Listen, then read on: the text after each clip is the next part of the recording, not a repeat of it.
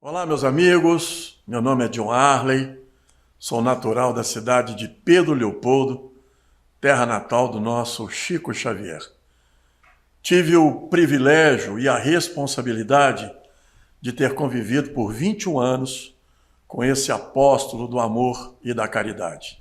Escrevi 2 livros, O Voo da Garça, lançado em 2010, para falar do Chico na cidade de Pedro Leopoldo, sua terra natal, e Nas Trilhas da Garça, Chico Xavier nas Minas Gerais, para falar os percursos, os caminhos, as cidades por onde o Chico transitou no estado de Minas Gerais. E se Deus permitir, em 2023, abril de 2023, estaremos lançando o 3º e último livro dessa trilogia da Garça. Sejam, portanto, todos muito bem-vindos ao 2º Encontro Mundial dos Amigos de Jesus Cristo com Chico Xavier e sua obra espírita cristã. Quero aqui destacar mais uma vez, em nome dos organizadores desses encontros mundial e nacional, que nós não temos nenhuma intenção de mitificar, divinizar a figura humana de Chico Xavier. Pelo contrário, nosso objetivo é estimular o estudo, a leitura, a releitura, o reestudo das obras psicografadas por Chico Xavier, por entendermos que estas mesmas obras representam o desdobramento das obras da codificação. Sem dúvida nenhuma, Jesus, nosso guia e modelo, Kardec, o nosso codificador, e Chico Xavier, o nosso exemplificador. Bom, o tema proposto para o dia de hoje é Pensamentos de Luz com Chico Xavier. Vamos fazer algumas reflexões em torno de alguns pensamentos registrados por amigos, por familiares, mas sobretudo por biógrafos, que vale a pena trazermos novamente para as nossas reflexões do dia de hoje.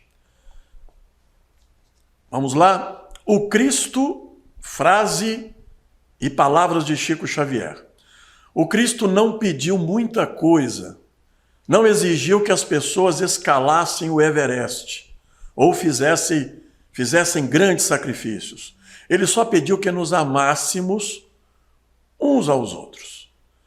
Bom, pesquisando a vida e a obra do Chico desde 2008, convivendo com ele desde 1981, e convivi até a sua desencarnação em 2002, as pessoas têm me perguntado, John, qual teria sido o maior legado deixado por Chico Xavier?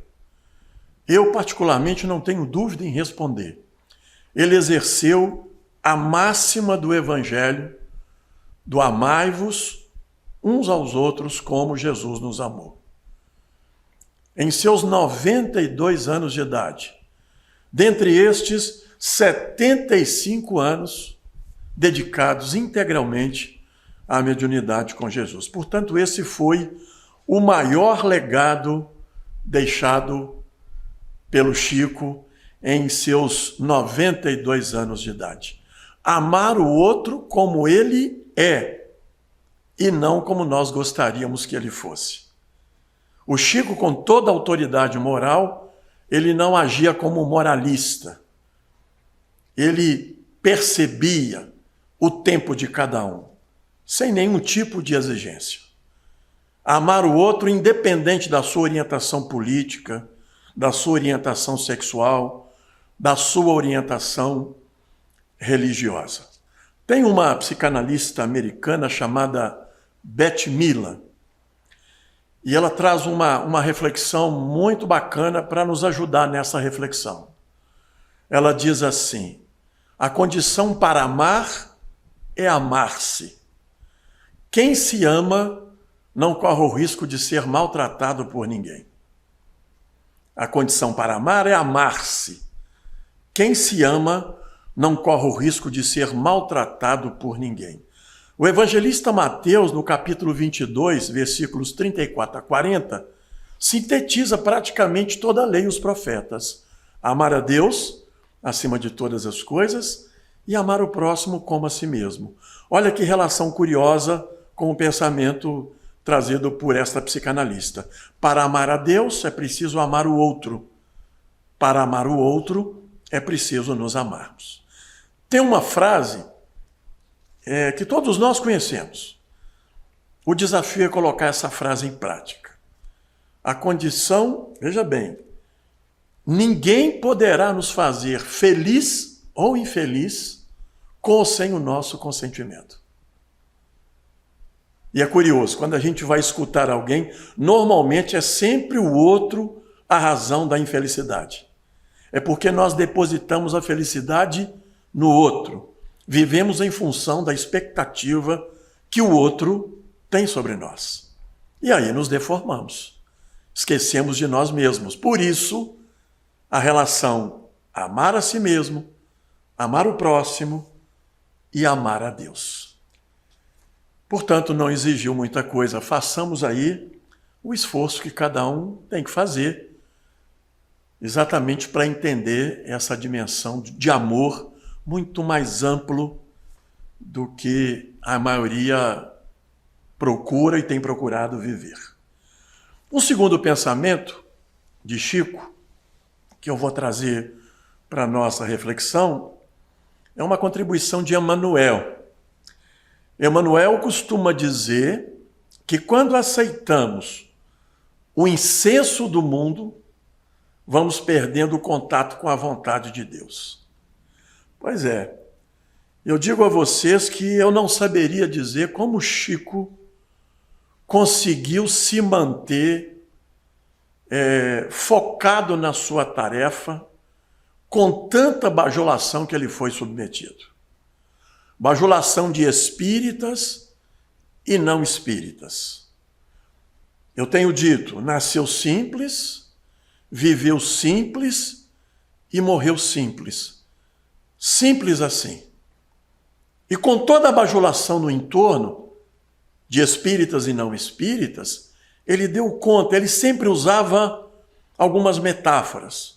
Eu sou uma grama, eu sou um capim, eu sou um verme, eu sou um cisco, para se defender de tantas bajulações, para não se encantar com o canto da sereia, como muitos de nós nos encantamos.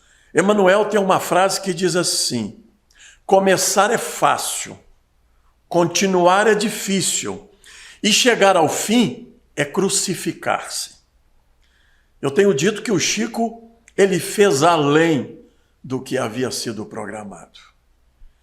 No dizer de André Luiz, nós podemos considerar o Chico como um completista, aquela pessoa que ao renascer faz além do que havia sido programado.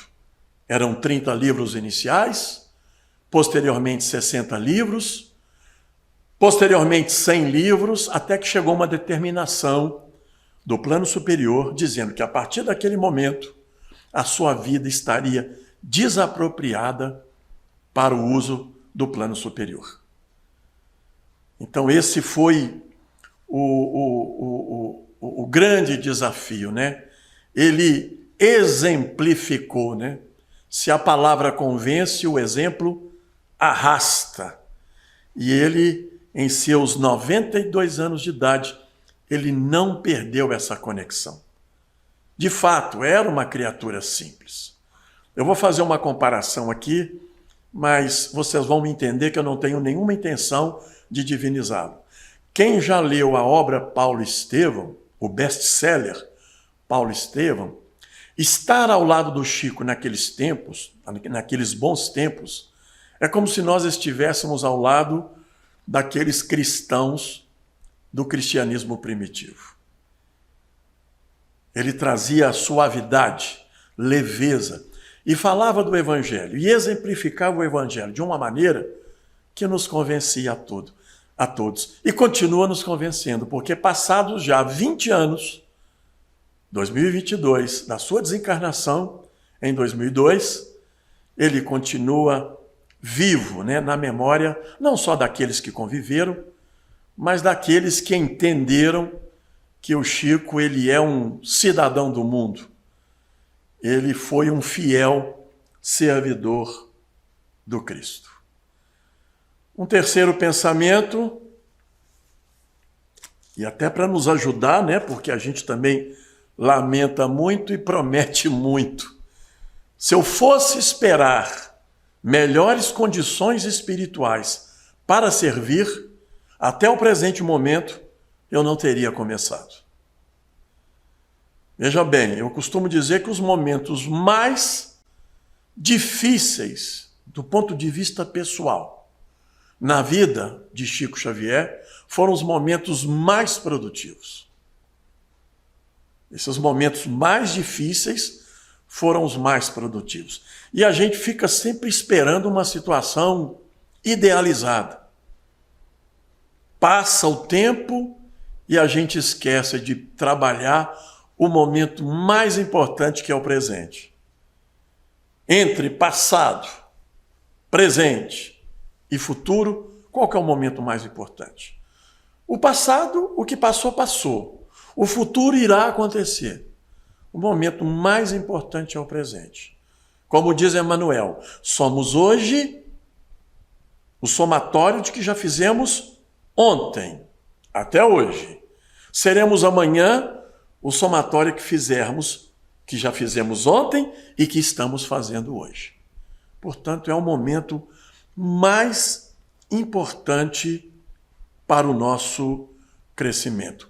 O instrutor Alexandre, quem já leu o livro Missionários da Luz, da Lavra Mediúnica de Chico Xavier, ele tem uma frase que vai nos ajudar nessa reflexão. Normalmente, nós somos um oceano de palavras e algumas gotas de ação. Prometemos muito e realizamos pouco. O momento de começar é agora. Portanto, esse é o nosso desafio e condições ideais, como diz o Chico. Olha, isso é um pensamento idealizado, mas não é um pensamento real. Talvez a gente não encontre esse momento. Todo momento é um momento de iniciarmos ou reiniciarmos a proposta da nossa renovação e da nossa transformação interior. Trazendo mais uma contribuição do Chico, ele diz assim: toda vez que a justiça divina nos procura para acertos de contas, se nos encontra trabalhando em benefício dos outros, manda a misericórdia divina que a cobrança seja suspensa por tempo indeterminado. Evidente que é cada um segundo as suas próprias obras. Mas os benfeitores têm dito que o amor ele cobre a multidão de pecados. O Chico tinha uma frase dentro do nosso movimento que ele adorava reproduzir. E viveu, né? Sem dúvida nenhuma. O fora da caridade não há salvação. Aliás, ele tinha dito e disse em diferentes ocasiões, se o codificador, para mim ele mesmo, tivesse dito fora do espiritismo não há salvação, ele teria abandonado o espiritismo e teria se tornado um cristão. Allan Kardec perguntou aos benfeitores maiores, na pergunta 886, qual o verdadeiro sentido da palavra caridade, como a entende Jesus? Benevolência para com todos, indulgência para com as imperfeições alheias, perdão das ofensas. Se caridade material é dar o que tem, caridade moral é dar o que é. Mesmo que seja um passo necessário, a caridade material é uma caridade necessária, sem dúvida nenhuma. Mas talvez não seja a mais importante, mas necessária. Agora, a caridade moral é dar o que você é. E o Chico respirava essa caridade moral. Ele exalava gentileza, tolerância, uma qualidade pouco falada, respeito pelas diferenças, que faz relação com aquele primeiro pensamento, né? Amar a Deus e amar o próximo como a si mesmo, amar o outro como ele é. Em momentos de tamanha intolerância que nós estamos vivendo, não só no Brasil, mas no mundo. do desrespeito. Ninguém quer escutar o que o outro tem para dizer. Não que sejamos obrigados a concordar da forma como o outro pensa, fala ou age, mas escutar o que o outro tem para nos dizer, né? Na sabedoria divina, imagina se nós tivéssemos 2 bocas e um ouvido. Somos 2 ouvidos e uma boca, exatamente para que nós possamos escutar o que o outro tem para nos dizer. O Chico exerceu a difícil arte de escutar para que muitos pudessem falar e escrever por seu intermédio. Sem dúvida nenhuma, ele deixou esse testemunho. Outro pensamento do benfeitor e dessa estreita relação, né, de Emmanuel com Chico Xavier. Emmanuel, em minha vida, sempre foi sinônimo de trabalho. Ele nunca esteve à minha disposição para me escutar as queixas. Antes que eu abrisse a boca para reclamar, ele me dizia: Chico, a dificuldade que o trabalho não consiga resolver, eu também não resolverei. Simples assim. Se a gente fosse pegar a definição da palavra trabalho, trabalho vem do latim tripalium. Tripalium era aquele objeto de tortura. Colocava a pessoa a ser torturada em posição fetal para que a tortura acontecesse. Então, a relação trabalho com castigo, com punição. Só que Allan Kardec, na pergunta 675, pergunta o que é trabalho, né? Aí vem uma sábia definição: toda ocupação útil, que pode ser o trabalho remunerado, mas também que pode ser o trabalho voluntário, o trabalho não remunerado. O trabalho é como se a gente estivesse em movimento. Uma vez um companheiro em quadro depressivo estava se queixando que o ambiente não mudava, a cena era a mesma o tempo todo. Eu respondi para ele: claro, mas você está parado, você não está em movimento. Se movimente, saia do lugar onde você se encontra. A paisagem ela também vai se transformando. Sair de nós mesmos e começarmos a perceber dores iguais às nossas, menores do que as nossas e dores muito piores do que as nossas.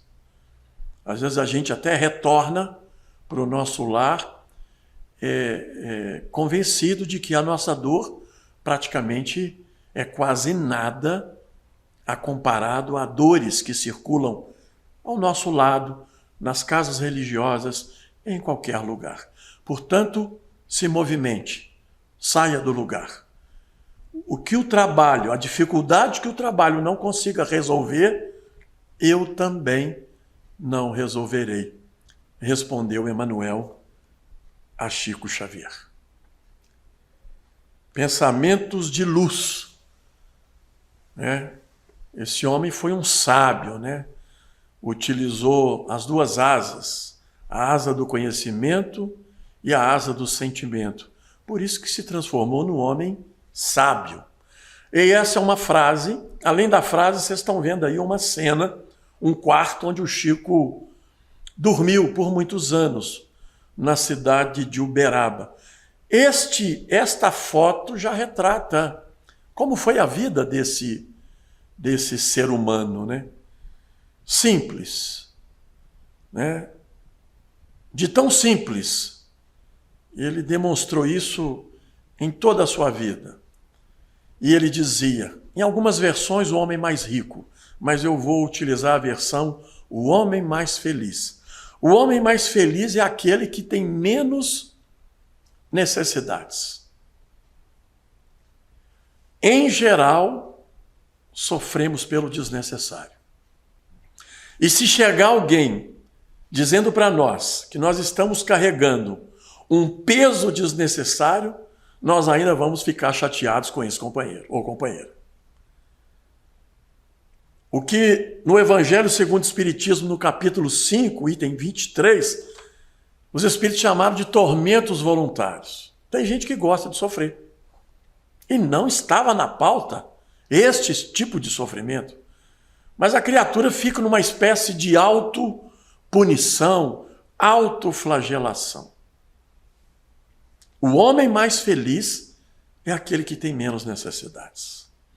Muitas vezes procuramos uma instituição religiosa, uma casa espírita, para tentar resolver um problema que, no fundo, a gente não deseja a solução. Olha que contraditório. John, você está dizendo que a gente procura uma instituição para resolver um problema que está nos incomodando, mas, no fundo, a gente não quer solução? É exatamente isso. Agimos como mendigos da alma. Ficamos cutucando as nossas feridas para provocar a piedade alheia. Como sofro. E fica fazendo o papel de vítima, de vitimização o tempo todo. Sofremos pelo desnecessário. Raras as vezes sofremos pelo necessário. E não abrimos mão. Nos queixamos, reclamamos, mas carregamos um peso absolutamente sem sentido e que não estava na pauta dos nossos compromissos e das nossas obrigações. Esta é uma frase que eu confesso eu tenho procurado vivenciar com todos os meus erros e acertos, avanços e recuos, É o desafio. Precisamos de perseverar nesse difícil e doloroso caminho da reforma íntima, da renovação interior. Palavras do Chico: de mim, digo que o aspecto religioso da doutrina foi o de que sempre mais necessitei. Eu não sei se teria ficado médium apenas para servir o espiritismo nas áreas da ciência e da filosofia. Religião aqui é entendido no sentido religare, ligar os homens ao Criador. Sem sacramentos, sem rituais, sem hierarquia. Chico Xavier amava Jesus Cristo e considerava o Cristo como o nosso maior exemplo, o governador espiritual do nosso planeta. E o Chico está aqui dando um depoimento. Ele só conseguiu o que ele conseguiu porque ele se manteve ligado dentro do Evangelho. E o Evangelho não agride ninguém. Ele vai ocupando espaço na medida que nós vamos permitindo que o Evangelho ocupe esses espaços. O Evangelho na vida de Chico foi a referência central. O Chico foi reconhecido como mineiro do século em 2000 e o maior brasileiro de todos os tempos em 2012, não pelo fato dele ter sido médium, mas pelo fato dele ter sido um homem bom, um grande homem. Porque para ter sido um grande médium, era preciso ter sido um grande homem. Então, o aspecto religioso, nesse sentido mais amplo, foi o que mais chamou a atenção na trajetória desse missionário.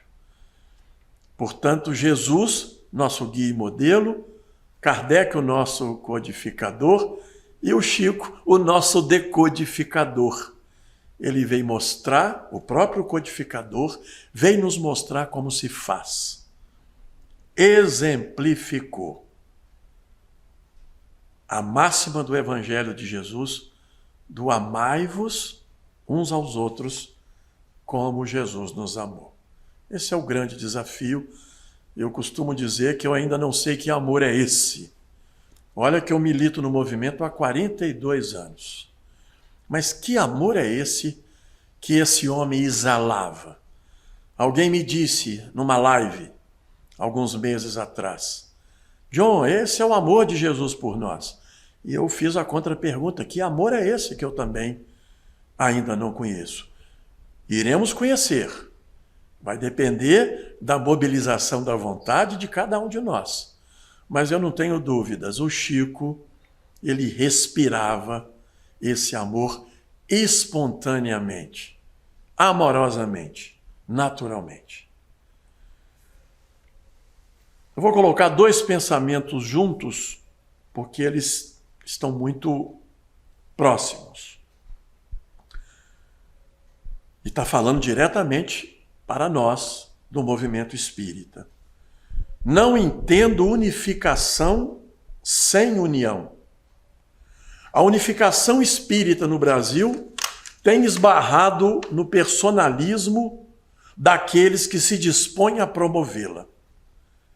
Não estou fazendo crítica a ninguém, mas quem ocupar um cargo de liderança deve ser o primeiro a preocupar-se, ele mesmo, com a exemplificação do Evangelho.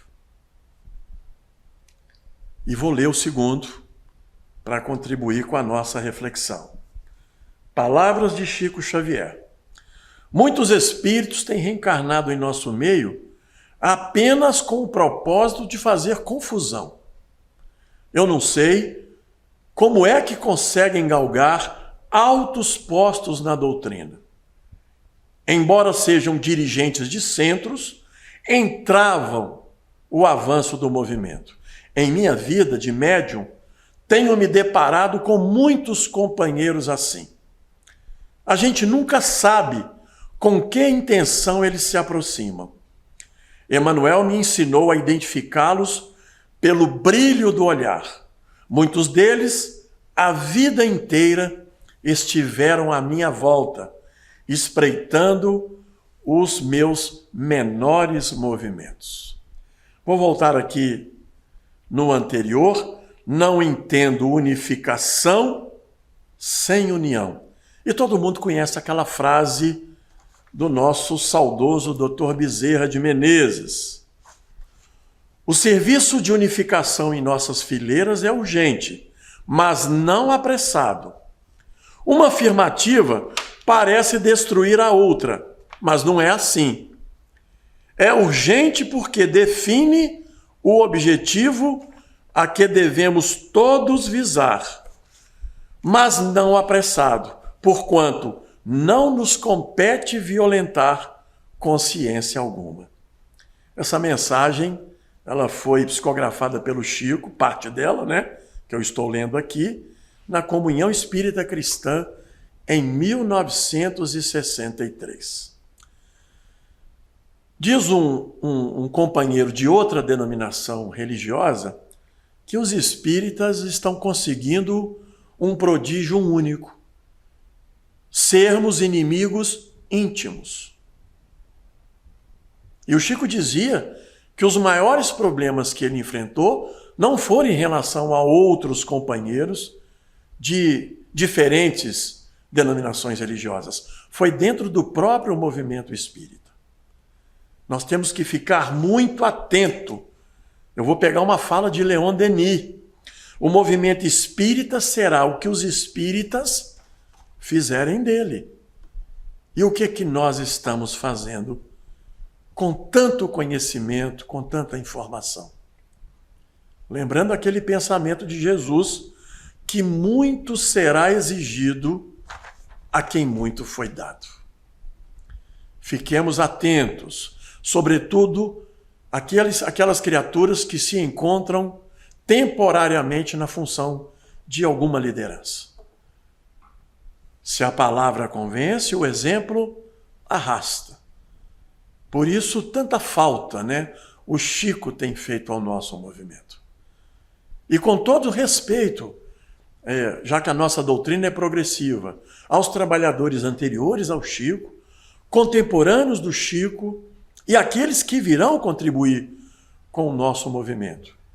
Mas eu compartilho da opinião de alguns biógrafos quando a gente fala do espiritismo mundial, sem dúvida nenhuma, antes de Chico Xavier e depois de Chico Xavier, tamanho, o tamanho da exemplificação das obras deixadas aqui para o nosso movimento. Sem dúvida nenhuma, quanta saudade, gratidão, né? Gratidão. Talvez seja a palavra para agradecer por tantos testemunhos que ele aqui deixou. E olha que eu estou falando de um ser humano, de carne e osso, mas que deu tanto sentido à sua humanidade que parecia alguém não humano. Então vamos lá, vamos colaborar. Eu particularmente, só aqui mais um detalhe, o nosso movimento federativo, a estrutura é muito bem feita, muito bem pensada. O problema somos nós. O problema somos nós, seres humanos. O tal do encantamento, né? Das bajulações, de tratamentos diferenciados, coisa que eu nunca observei em Chico Xavier. Ele trataria um presidente da República e um funcionário de limpeza da mesma maneira. E será que temos agido assim? O movimento espírita será o que os espíritas fizerem dele. Fica aí para a nossa reflexão. Essa é interessantíssimo para nós espíritas. Muitos companheiros, excessivamente preocupados com os outros, andam distraídos de si mesmos.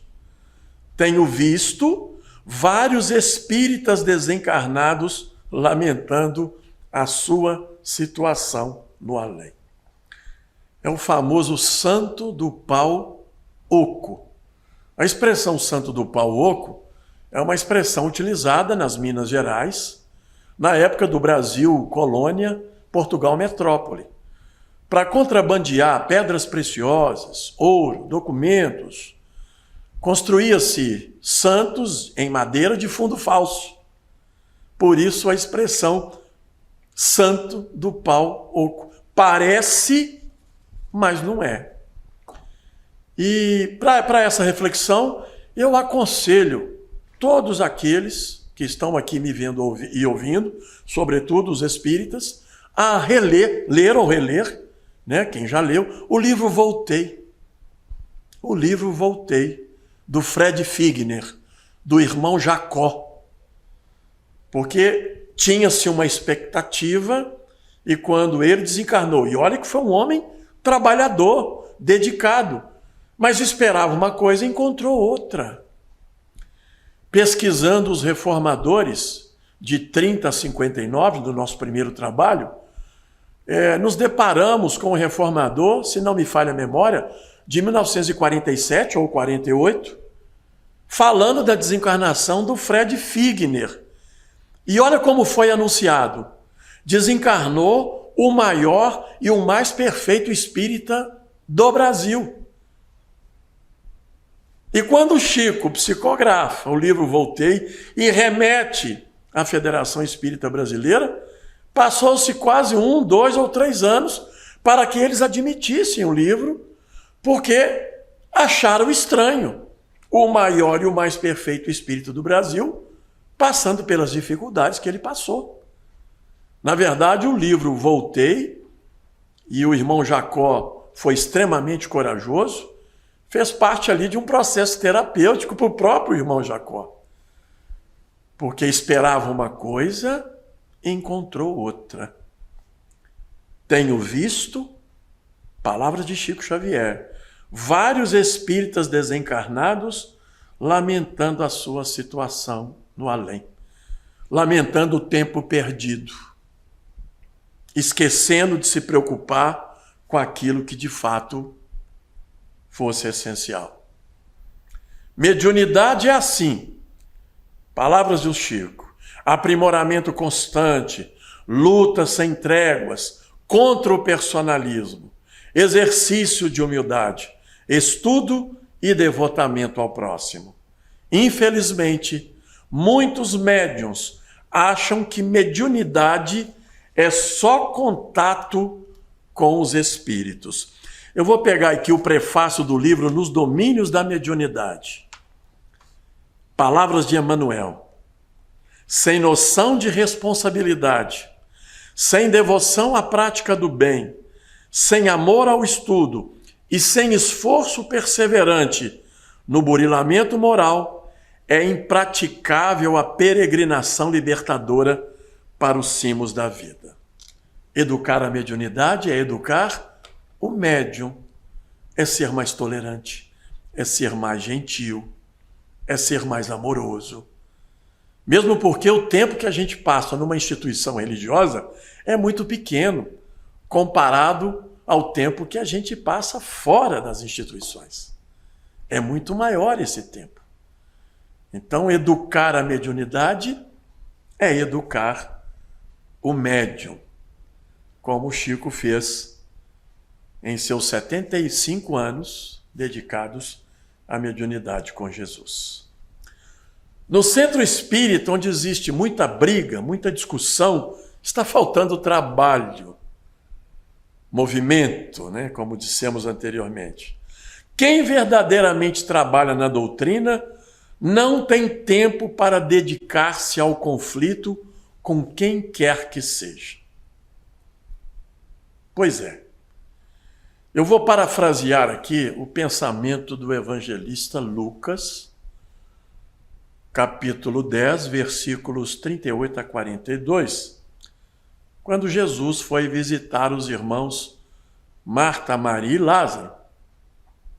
E no diálogo que Marta estabeleceu com Jesus, quando ele já se encontrava na sua casa, Jesus respondeu assim para Marta: Marta, Marta, andas inquietas com muitas coisas, porém uma só é necessária. Chico Xavier escolheu a melhor parte, e esta não lhe será tirada. Maria escolheu a melhor parte.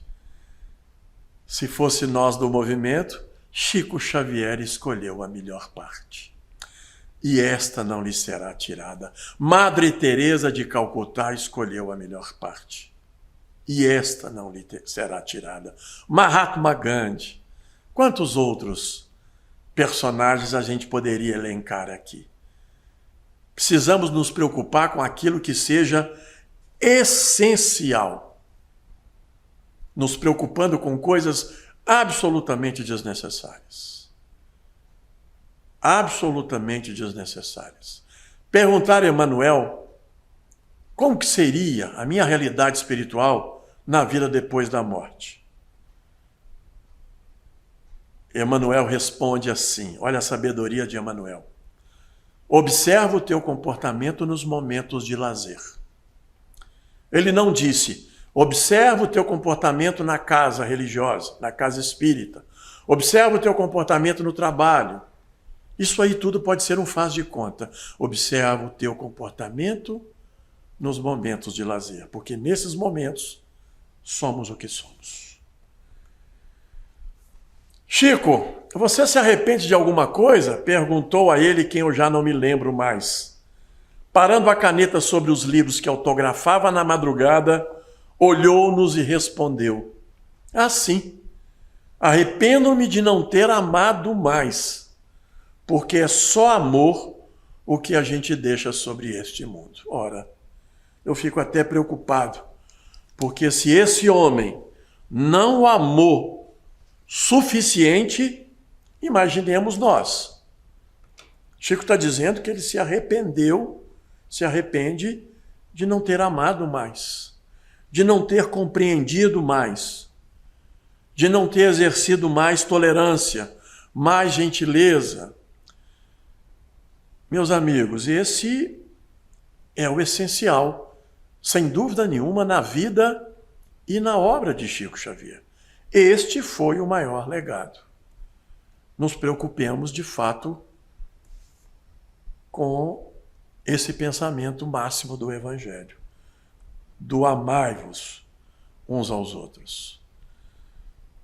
Quando tivermos mais escolas gratuitas para todos, mais trabalho, mais justiça social, estaremos de fato entrando na nova era. O terceiro milênio, sem dúvida, é promissor, mas talvez os progressos que estamos esperando venham a acontecer daqui a 500, 700 anos. Estaremos dentro da marca do terceiro milênio, não é? As coisas não vão se modificar à força de calendário. Pelo andar da carruagem, ainda vamos ter que trabalhar muito, saneando o nosso mundo íntimo. O Brasil, coração do mundo, pátria do Evangelho, depende de quem? Nós, brasileiros. Cada brasileiro, cada um de nós, precisamos fazer a nossa parte. As coisas não vão acontecer, na minha opinião, e no pensamento do Chico, por força de decreto. O Brasil mais justo, mais fraterno, mais feliz, depende individualmente e coletivamente do esforço de cada um e de todos nós, ao mesmo tempo. Para que de fato se instale o Evangelho do Cristo, não só em nosso país, mas pelo mundo. Mas pelo andar da carruagem, está dizendo aqui o nosso Chico, talvez venha acontecer um pouco mais adiante. Pode acontecer antes? Pode. Precisamos de fazer, cada um de nós, a nossa parte.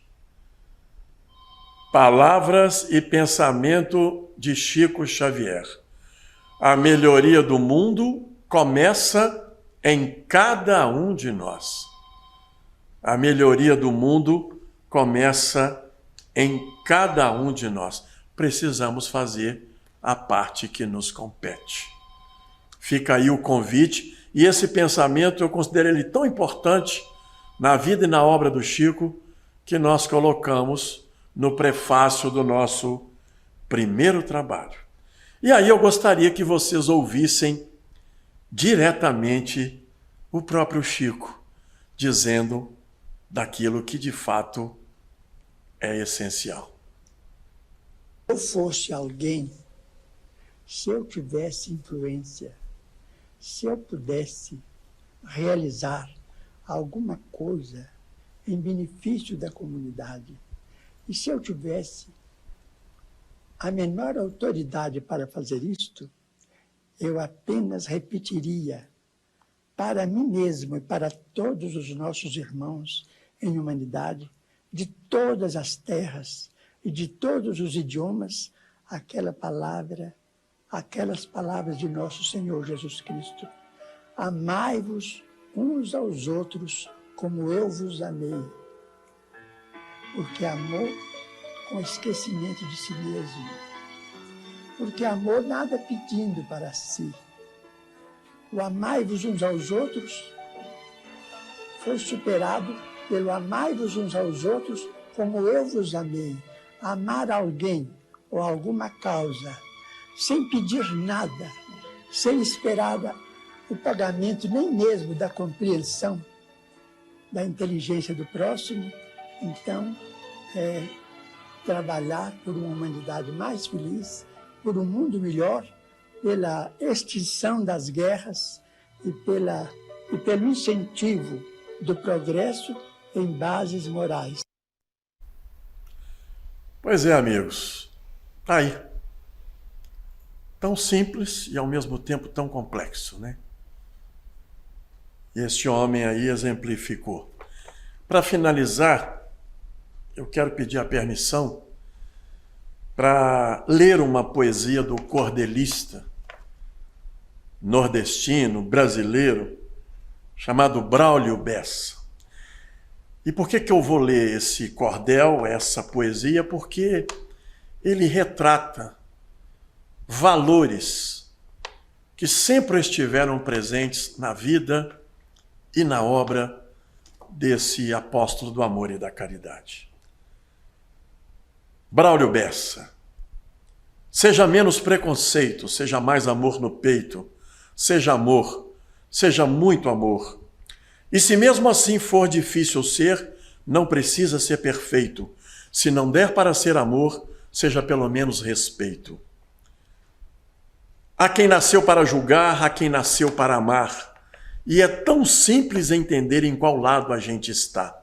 O lado certo é amar. Amar para respeitar, amar para tolerar, amar para compreender que ninguém tem o dever de ser igual a você. O amor é a própria cura, remédio para qualquer mal, cura o amado e quem ama, o diferente e o igual. Talvez seja essa a verdade, que é pela anormalidade que todo o amor é normal. Não é estranho ser negro, estranho é ser racista. Não é estranho ser pobre, estranho é ser elitista. O índio não é estranho, estranho é o desmatamento. Estranho é ser rico em grana e pobre de sentimento. Não é estranho ser gay, estranho é ser homofóbico. Nem o meu sotaque é estranho, estranho é ser xenofóbico. Meu corpo não é estranho, estranho é a escravidão que aprisiona seus olhos nas grades de um padrão. Minha fé não é estranha, estranho é a acusação que acusa, inclusive, quem não tem religião. O mundo sim é estranho. Com tanta diversidade, ainda não aprendeu a viver em igualdade. Entender que nós estamos percorrendo a mesma estrada, pretos, brancos, coloridos em uma só caminhada. Não carece de divisão por raça, religião e nem por sotaque, seja homem, mulher ou não. Você só é o que é por também ser diferente. Por isso minha poesia, que sai aqui do meu peito, diz a ti, que a diferença nunca foi nenhum defeito. Eu reforço este clamor. Se não der para ser amor, seja pelo menos respeito. Meus amigos, desejo a todos aí paz e muitas alegrias.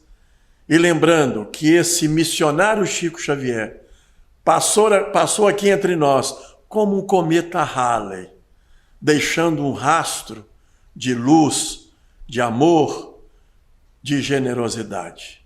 Falar em Chico Xavier, sem dúvida nenhuma, é falar em ética, é falar em cidadania, é falar em tolerância, é falar em respeito pelas diferenças.